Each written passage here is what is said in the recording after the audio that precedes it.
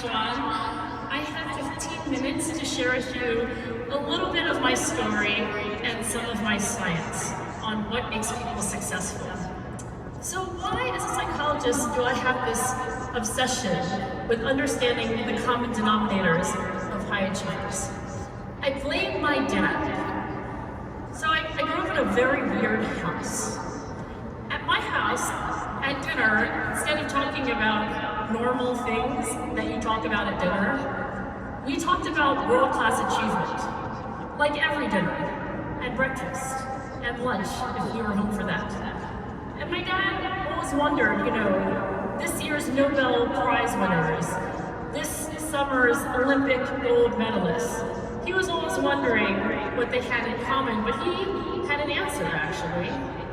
He said they were all gifted, that they were smarter than the rest of us, more innately talented.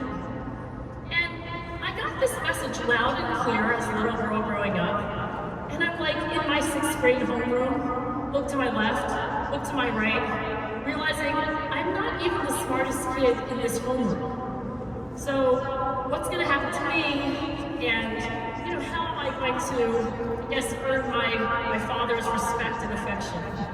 Well, fast forward, I became a psychologist to study everything my dad didn't talk about, and in particular, grit. Because it ends up that passion and perseverance, as John said, are common denominators of world-class achievers in every domain. Now, I know grit isn't the only thing you care about as a high performer, as a leader, maybe as a parent, but I will take my book off of the proverbial shelf of all the strengths of character that of course you care about, because it is a common denominator of high achievers. And I think if you can understand it, if you can understand what is in the mind of a true champion, you might be able to develop a little more grit yourself, and in particular as leaders, to develop it in other people. Now I've got a little quiz for you today. 4 items. You can grade yourself right where you're sitting. I'm going to read you some questions from the grit scale. This is a questionnaire I developed from asking world-class achievers to describe themselves and the people that they most admire. Now, if I ask you, are you a hard worker? I want you to think to yourself, the 5 people who know you best, would they go out of their way to tell me that you are an especially hard worker? If so, you get a higher perseverance sub-score and a higher overall grit score. Let me show you a second item. I finish whatever I begin. This, I have to tell you, is my favorite item on the entire scale. And you know why? It's because it is the single most predictive item on the entire questionnaire. I finish whatever I begin. Now, I know you've quit things. I've quit things. I used to play piano, like many Chinese girls in New Jersey. But I quit. And I'm really glad I did, because I hated piano, and I would never be very good at it. But you know why this item is important? It's because if you are going to see excellence in your own lifetime, you have to find something that is worth committing to, that you don't quit. And not on the bad days, when we of course want to quit the most. So these 2 items index and perseverance for long-term goals. And I'm going to show you 2 more items, and before I show them, I have to warn you, I have to prepare you. These are reverse scored. So if you see them and you're like, oh my god, that's just like me, you actually get a lower grit score, and a lower passion and self-score in particular. Okay? Here's one. I have difficulty maintaining my focus on projects that take more than a few months to complete. Here's another reverse-scored passion item. I often set a goal, but later choose to pursue a different one. If you ask me what makes gold medalists so uncommon, what makes people who are the top of their field in sales, in any domain, it is not the intensity of their passion. That's a myth. It's not like pulling all-nighters and being manic. It's actually consistency. The hallmark of high achievers is that they care about something, and they do it in a consistent way. They have a North Star, and they may not be the most extroverted or obviously enthusiastic, but they are steadfast. And if you put these things together, passion and perseverance, for truly long-term goals, that's what grit is. And when I think back to those dinner conversations with my dad, I wish I could tell him today that the correlation between your SAT score or your IQ score or any other measure of talent and your grit score is 0. And in some cases, in my data, it's actually negative, meaning that the easier things come to you, maybe you don't finish what you begin. Maybe you're not the hardest worker. Maybe you're not the person who is consistent in what they care about. I made this figure just for you. I figured you're going to have Jimmy Fallon on stage. I will make you a PowerPoint slide. And this is what I think of when I really try to understand what is in the head of somebody who has this passion and perseverance.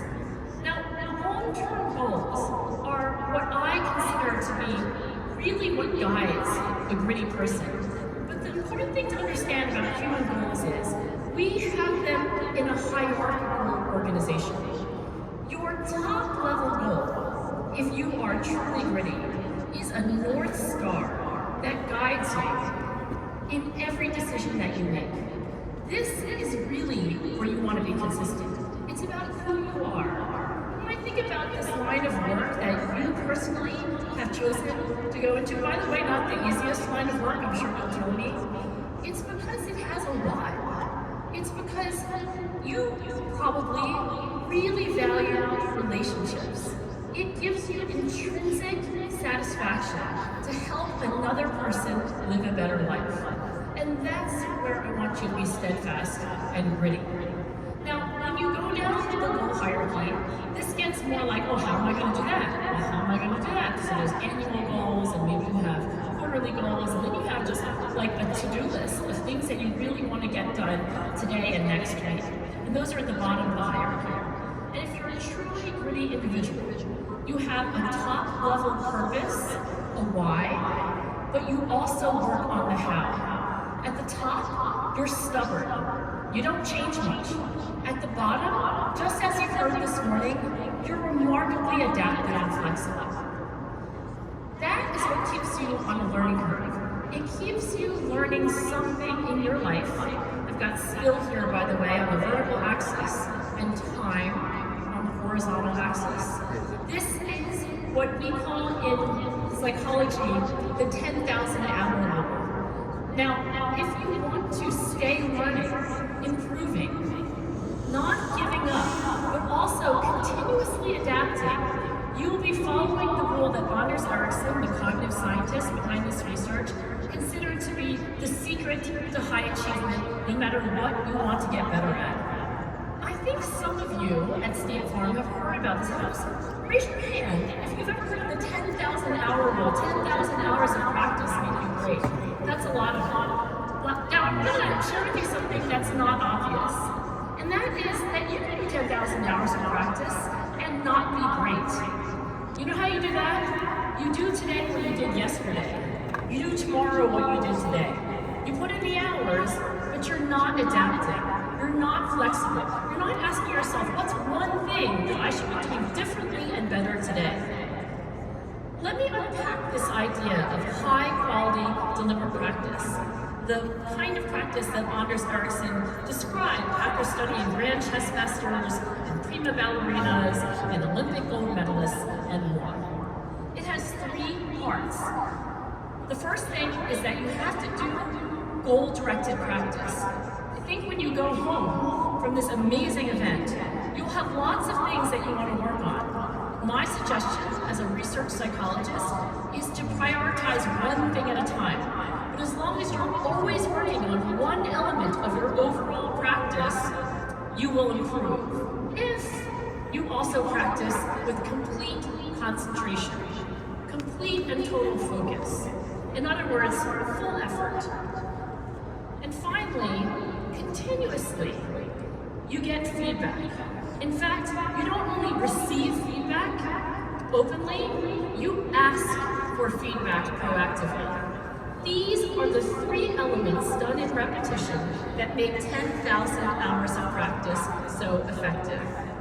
Now, when I learned about this in graduate school, I thought, oh my God, this is like the secret to everything. Why isn't everyone doing it?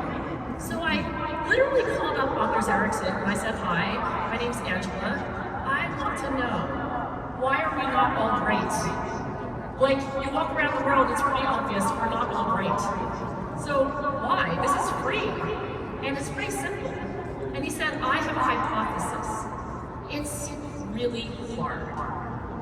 Now, to test that hypothesis, Anders Ericsson and I partnered and did a study of the 2006 National Spelling Bee. Now, I know we're mostly an American audience, and so I don't have to tell you what a spelling bee is, but when I'm with an international group, I say, oh, we have this tradition in the United States, little girls and boys aged 7 to 14, well, they try to memorize how to spell words that nobody uses. And the audience says, oh, and then we try to get them to beat every other little girl and boy in their classroom, in their school, so that they might go to the finalists, 250 finalists who spell in front of ESPN cameras each year. This is Kerry Close, who won in 2006, and I will tell you that Kerry and her fellow competitors kept diaries in the months prior to competition, and we coded all the practice they did. We found that there were 3 kinds of practice. Deliberate practice was only one, and I'll tell you about that last. One thing that you do if you want to spell words is you read. And the more you read, the more you see words, and then you see how they're spelled. And that was rated by these spellers as pretty effortless and very enjoyable. There's another kind of practice we found in the diaries. That was being quizzed. So your mom says, Ursprake, and you say, Ursprake, U-R-S-P-R-A-C-H-E, Ursprake, which was the winning word for Kerry Close in 2006. Okay, that is more effortful and not as enjoyable in the moment. But finally, there's deliberate practice, which is working on your weaknesses, which is zeroing in on the one thing that you need to do better, and then trying with complete concentration and getting feedback on what went well and what didn't go well. And that was just as Anders Ericsson hypothesized. The most effortful and the least enjoyable in the moment. So, how does this relate to grit? The higher the grit score, the more minutes and hours of deliberate practice. The more minutes and hours of deliberate practice, the better the ranking in national competition. So I study grit because it's not the same thing as natural talent or your SAT score. And I also study grit because it links up with the modern cognitive science of how human beings improve in anything. Now, how do you build grit? I have 2 suggestions for you. The first is about deliberate practice.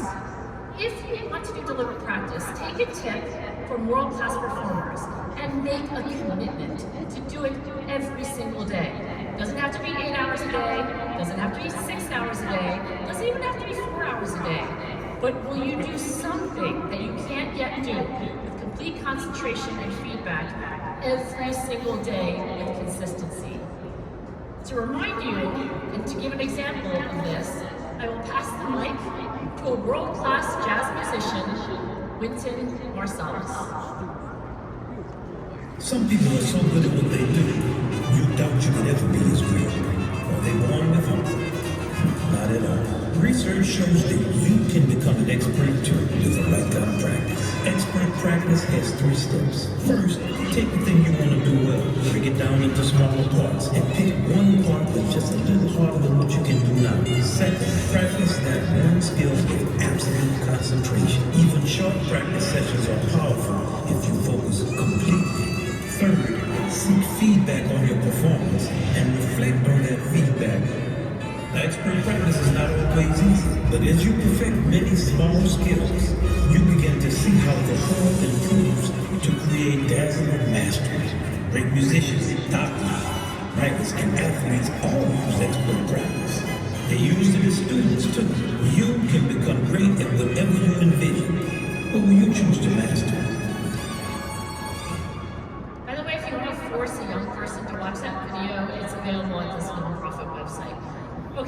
deliberate practice is the how of grit. But what about the why? Here, as leaders, I address you as people who are probably already pretty gritty. But how do you help everybody on your team be a little grittier? This suggestion is about purpose. Scientists consider beyond the self-purpose, which is what we call it, beyond the self-purpose, to be indicated by items like these. And again, score yourself. In choosing what to do, I always take into account whether it will benefit other people. I have a responsibility to make the world a better place. My life, my work, they have lasting meaning. This, I think, is what brought you into the vocation that you have chosen. And I want to show you some data, not just these 3 beyond the self-purpose items, but a full questionnaire on purpose as it relates to grit. Here I have grit going along the horizontal axis. The red line shows that the more beyond the self orientation you have, the more grit you have. It's probably, honestly, the strongest relationship between any variable I've ever studied in relation to grit. And what's that flat gray line? That is having an easy life. That is pleasure. By the way, it's flat, so I don't have to tell an audience like this. It's not going downward. You don't have to be a monk to be gritty. But I will tell you that people who are motivated just by an easy life, comfortable life, just taking it easy, steady as she goes, those are not the individuals who wake up early, who work hard, who sometimes stay up late, and who think about their work in a consistent, devoted way.